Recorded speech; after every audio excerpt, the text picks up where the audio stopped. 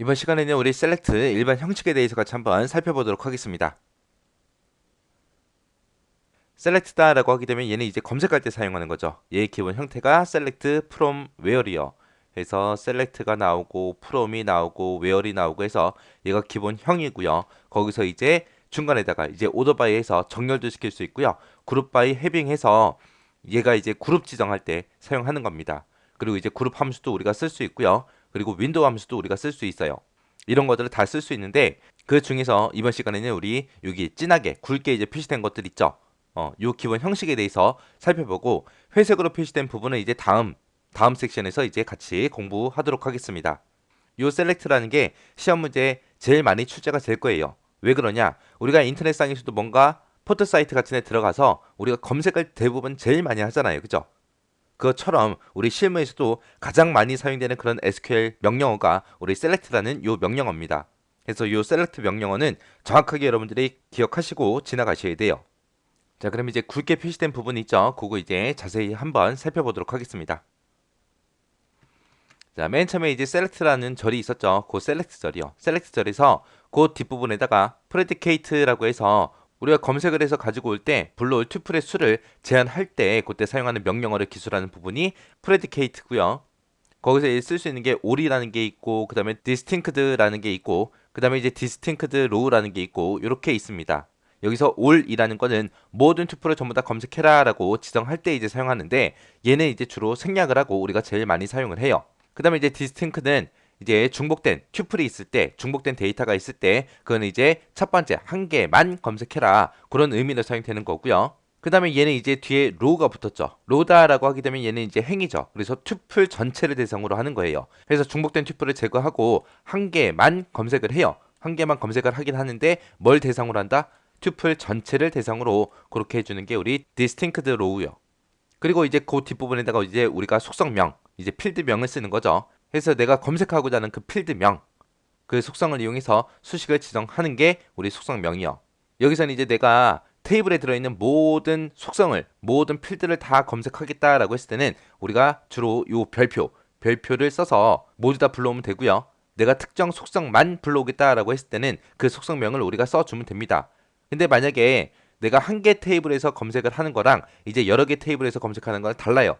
내가 만약에 여러 개 테이블에서 내가 특정 항목을 내가 불러오겠다라고 했을 때는 앞에다가 테이블명을 써주고요. 뒤에다 속성명 이렇게 써주면 됩니다. 그때 이제 테이블명하고 속성명하고 구분하기 위해서 중간에 점을 찍어서 우리가 표시를 해서 가지고 와요.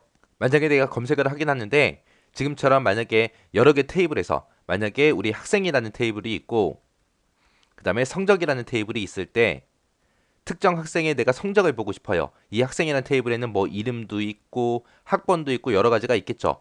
그리고 이 성적이라는 테이블에는 뭐 학번이라는 것도 있을 거고 그다음에 각 과목별로 이제 성적들도 다 있을 거고요. 그다음에 뭐 총점도 있고 그다음에 뭐 평균도 있고 여러 가지가 있을 거예요. 그 중에서 나는 학생 테이블에서 학생의 이름을 가지고 와라. 학생의 이름을 가지고 오고 그다음에 이제 성적이라는 테이블에서는 평균을 가지고 와라. 이런 식으로 이제 여러 개 테이블에서 검색을 하고자 할 때는 지금처럼 이렇게 테이블 이름 쓰고 뒤에다가 점 찍어주고 그리고 속성명, 테이블명, 점, 속성명 하고 이런 식으로 작성하면 된다라고 그렇게 기억하시면 됩니다. 그리고 알리아스에서 AS라는 요 명령어를 우리가 쓸 수 있는데 얘는 이제 원래 가지고 있던 요런 필드의 제목이 있죠. 이름이다, 평균이다 이런 제목 말고 내가 다른 제목으로 그렇게 표시하기 위해 사용하는 게 알리아스라는 거예요. 내가 만약에 학생 테이블에 지금 이름이라는 필드명으로 그렇게 되어 있는데 이름을 가지고 올 때 나는 성명으로 그렇게 제목을 표시하고 싶다라고 했을 때 우리가 AS하고 얘를 써주는 겁니다. 그래서 얘는 이제 다른 제목으로 표시할 때 그렇게 사용하는 게 AS다라고 그렇게 기억하시면 돼요.